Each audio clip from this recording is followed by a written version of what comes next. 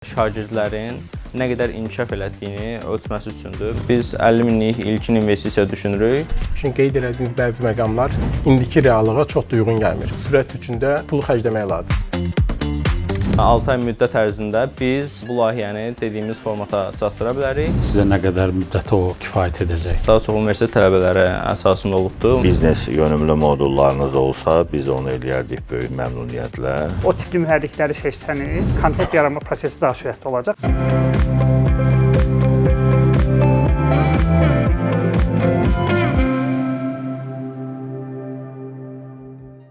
Salam gənclər, Gələcək üçün Bacarıqlar layihəsinin yeni buraxılışında hər birinizi xoş gördük. Bəli, bu gün də məhz ötən buraxılışlarda olduğu kimi daha bir maraqlı ideyası olan gənci və onun layihəsini tanıyacağıq. Qeyd eləyək ki, bizim Gələcək üçün Bacarıqlar layihəsi İnnovasiyalar Mərkəzi və Asan TV-nin birgə tərəfdaşlığı ilə yayımlanır. Hər zaman kimi yenə münsiflər heyətinin üzvləri bizimlədir. Xoş gəlmisiniz hər biriniz. Mən istərdim ki, onlarla sizi yaxından tanış edeyim. Gamepuls şirkətinin həm təşkiçisi və direktoru Vüsal Kərimli, xoş gəlmisiniz. Xoş gördük. Qafqaz Venture fonunun rəhbəri Məmməd Kərim müəllim, siz də xoş gördük. Salamlayıram.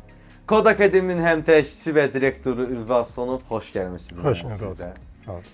Və Kobiyanın idarə heyətinin sədrinin müşaviri Zaur Qardaşov, siz də xoş gəlmisiniz. Xoş gördük. Bəli, ötən mövsümlər biz daha və eyni zamanda ötən bölümlərdə biz daha fərqli və eyni zamanda maraqlı ideyalar dinləmişdik. Bugün də daha bir gəncimiz bizimlə birlikdədir və mən böyük məmnuniyyətlə onu sizə təqdim etmək istəyirəm. Beləliklə, bugün bizə Diyar layihəsini təqdim eləyəcək Elçin Bayramlı üçün. Xoş gəlmisiniz, gəlin. Xoş gördük. Biz böyük məmnuniyyətlə sizdən Diyar layihəsi haqqında eşitmək istəyirik. Əlbəttə. Buyurun, söz və səhviniz. Hər kəs salamlar. Mən Elçin Bayramlı, Diyar layihəsinin təsisçisiyəm. Bu gün sizlərə interaktiv öyrənmə platforması haqqında məlumat verəcəm.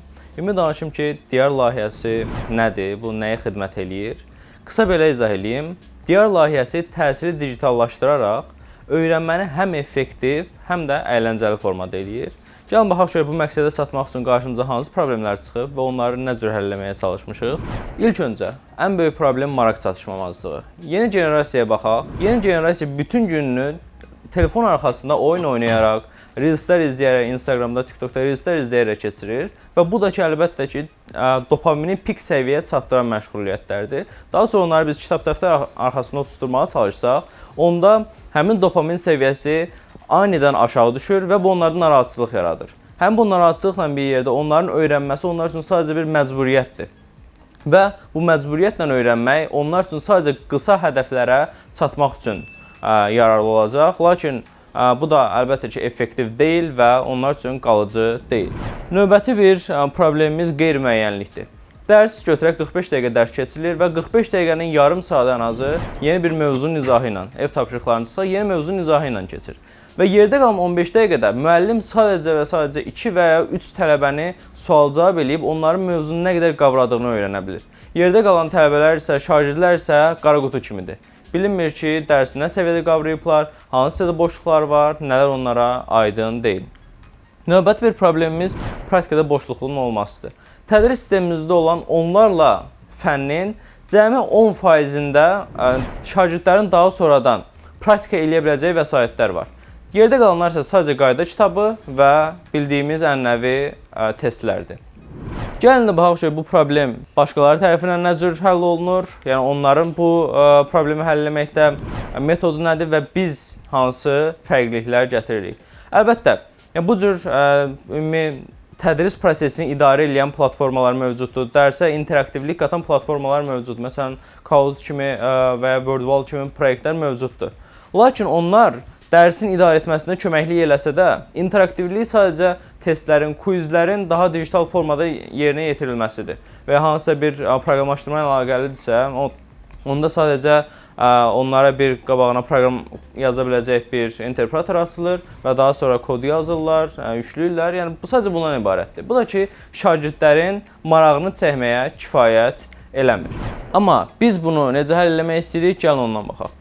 İlk öncə dərslərə özəl oyunlar. Bizim təşkil etdiyimiz modlar vasitəsilə hər bir müəllim hər bir fənnə və hətta fənlərə özəl mövzulara aid müxtəlif belə deyim, modlarda tələbələrinə tədris eləyə bilər.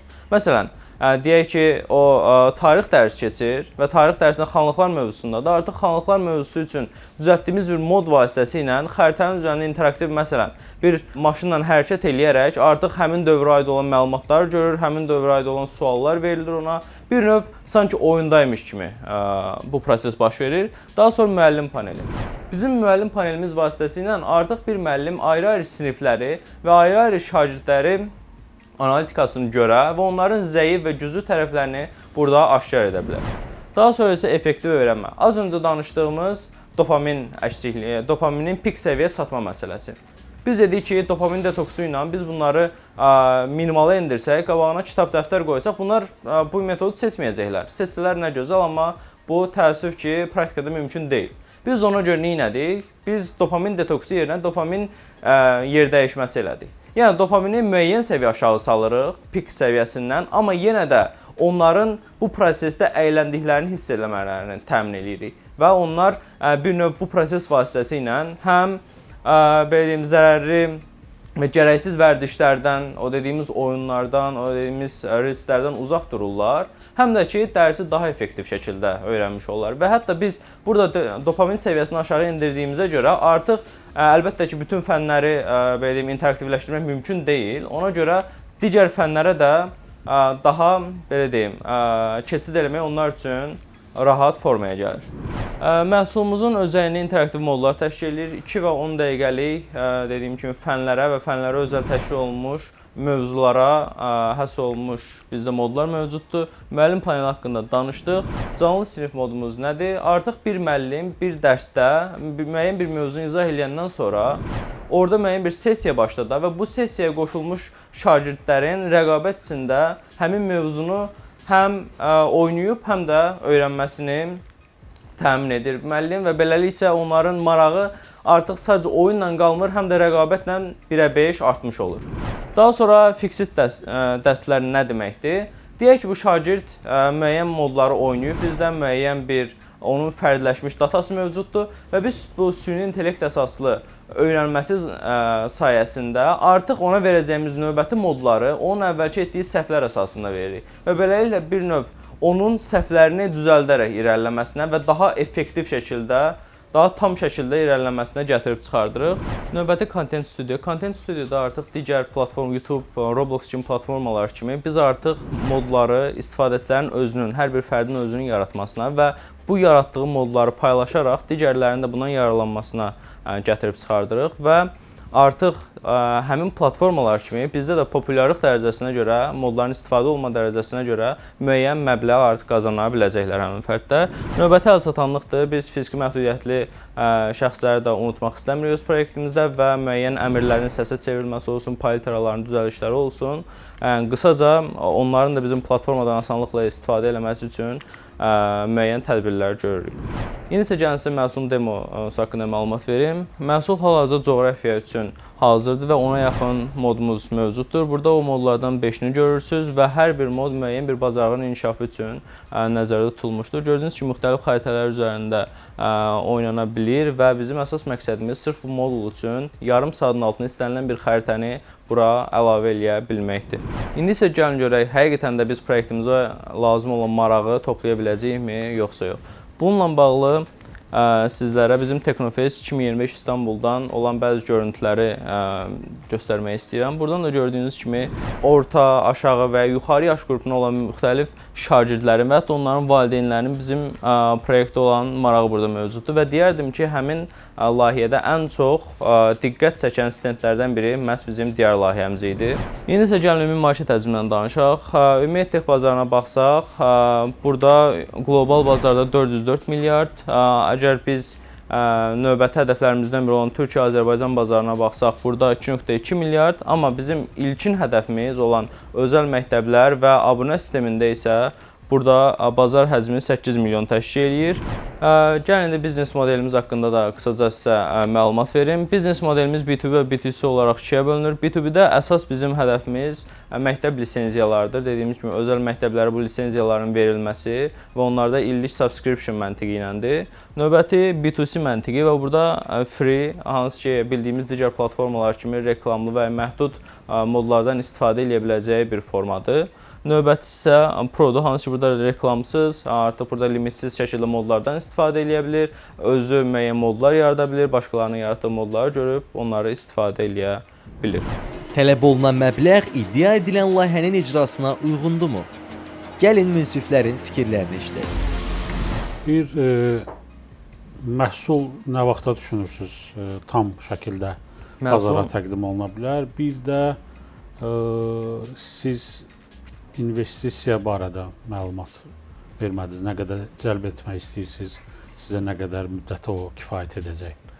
Belə deyim, bizə əsas resource daha çox komandanın yığılması ilə bağlıdır və komandanın sərf olunan resursdur. Digərləri server xərcləridir, digərlərinə müqayisədə daha azdır. Daha çox software əsaslı bir şey olduğu üçün.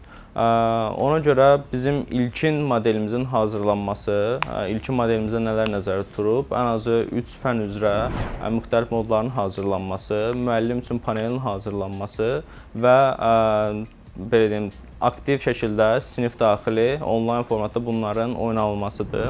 Bizim modlarımızın oynanılması, bir neçə şagirdin eyni anda oynaya biləcəyi modlar. Bunlar üçün ilkin düşündüyümüz vaxt 6 aydır.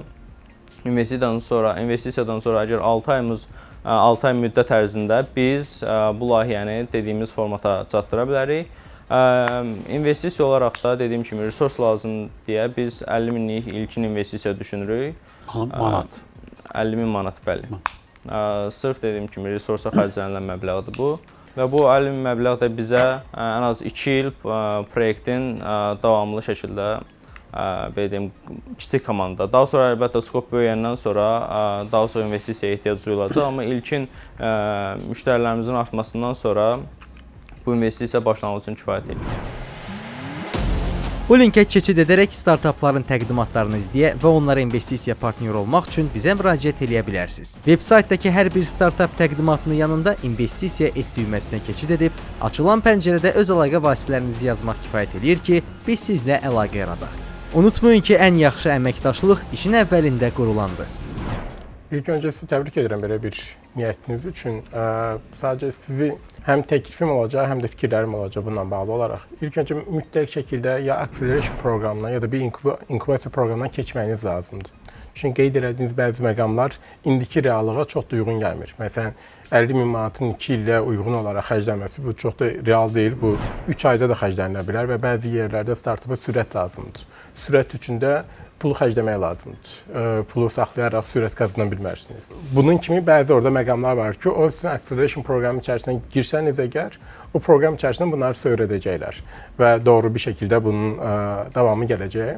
Bir proqramla, daha doğrusu produktla bağlı bir neçə sualım var. Siz deyirsiniz ki, orta məktəbdə biz bunu edirik. Əgər bizim qabağımıza bir POC olaraq rəqəmlərlə qoya bilsəniz ki, biz bunu edərək uşağın öyrənməsi mənim üçün burada əylənməsi, dopamin mənim üçün maraqlıdır, mənim üçün maraqlı olan nəticədir. Uşağın öyrənməsinə buradan bura gətirə bilərik.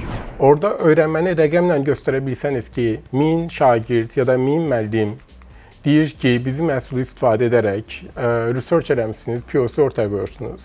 Biz sizə investisiya etməyə hazır olaraq, kod akademiya olaraq sizə investisiyanı qarşılamağa hazırıq. Eyni zamanda resurslarla da dəstək olmağa da köməklik edə bilərik. Bu barədə ən azından gedib test edərsiniz. Yəni, bu şirkətin böyüməyin yox, bu məhsulun hələ uyğunsuzluğunu təyin etmək üçündür. Sizdəki o enerjini görəm, ən azından ona görə bizim üçün maraqlı gəldi və ilk başda sizə yaxın durmağımın səbəbi budur.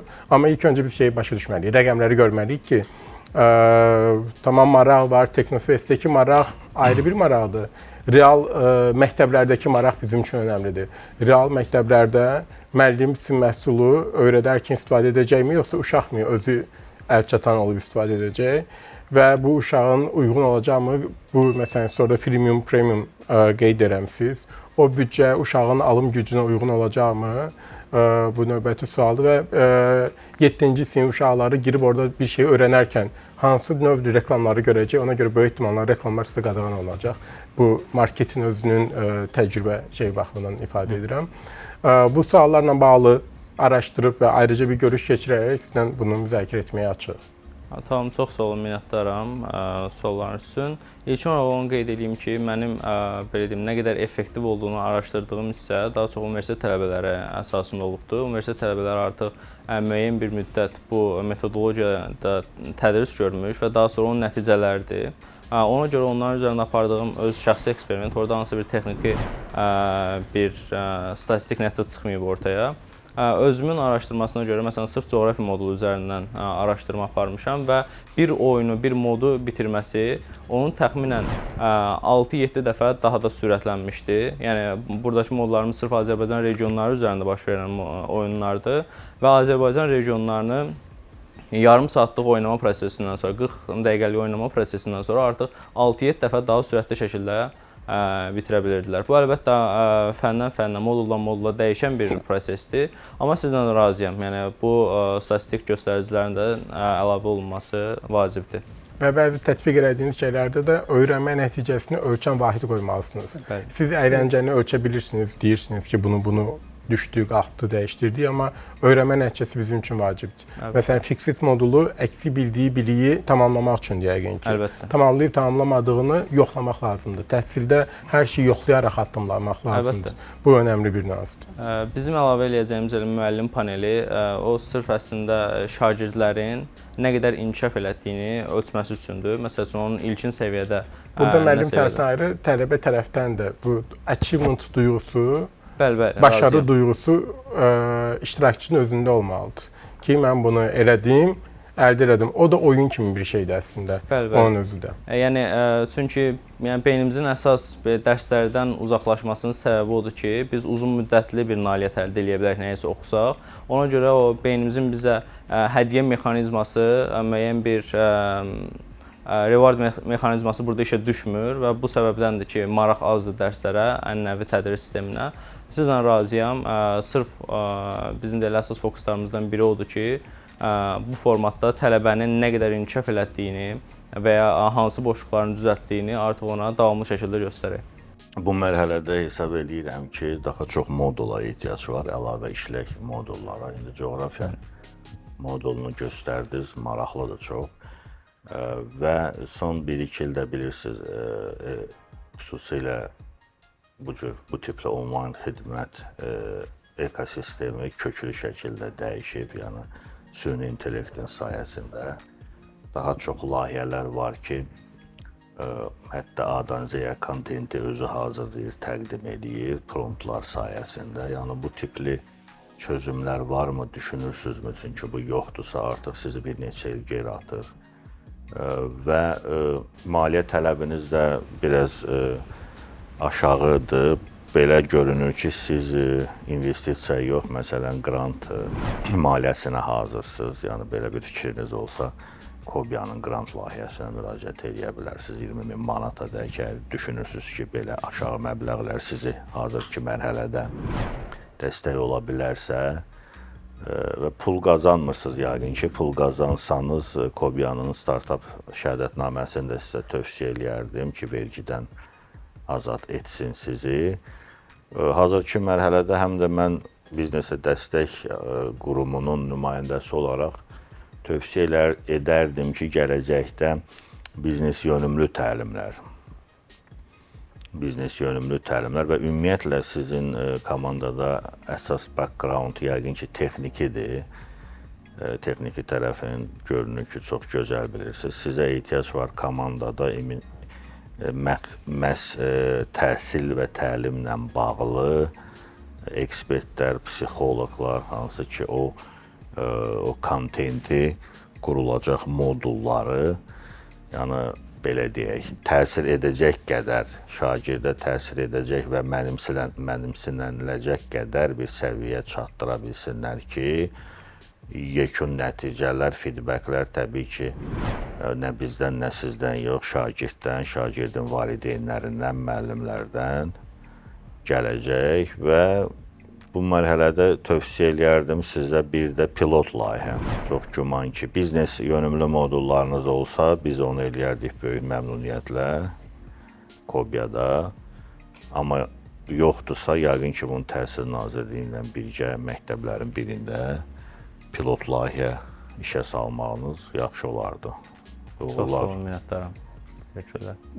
Mənim də bir sualım var. Texniki istiqamətdədir. Siz oyun studiosundan orada qeyd etdiniz. Orada hansı mühərrikdən istifadə edirsiniz oyunları yazmaq Bizim üçün? belə deyim, əsas məqsədimiz odur ki, istənilən bir cihazda, yəni daha aşağı səviyyəli bir cihazda belə işləyə bilən bir modul olsun. Ona görə bizim oyun mühərrikimiz sırf front-end hissəsinə yığılmış versiyadadır. Yəni front-endin JavaScript-in öz library-lərindən yığılmış formatdadır. WebGL-də işləyirsiniz? Necə? WebGL əsasında. Bəli, hal-hazırda front hissə sırf onun üstünə qurulub. Bəli.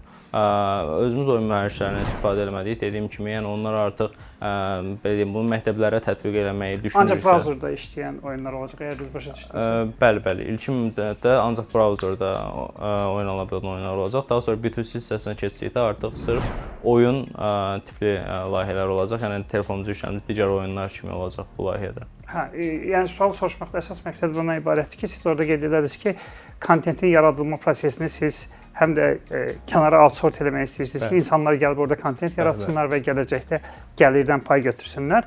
Yəni mühərrik seçimi ona görə vacibdir ki, bəzi mühərriklər çox populyardır. Məsəl üçün, onlardan istifadə edən və orada oyun yarada bilən insanların sayısı daha çoxdur. Əgər o tipli mühərrikləri seçsəniz, kontent yaratma prosesi daha sürətli olacaq. Əgər dar niş sahədə olan bir mühərrik seçsəniz, o prosesi yavaşladacaq. Yəni ona sadəcə fikir verməyiniz daha yaxşı olur. Ümumiyyətlə burada sizə 2 dənə bir şey deyərdim. User Generated Content dediyimiz UGC olaraq Content Studio çox bahalı və çox da ağır işdir. Bu öncəlik olaraq bunu bilməyiniz lazımdır. Bu bir, bunu düşünərkən 1-2-3 dəfə roadmap'in üstündən keçmək lazımdır ki, nə vaxt bunu başlatmaq və necə başlatmaq lazımdır. Bu tərəf ağırdır. Onu öncədən sizə bildirim. İkinci şey, ilk başlanğıc olaraq məncə hər hansı bir nişanı götürməyiniz yaxşı olardı.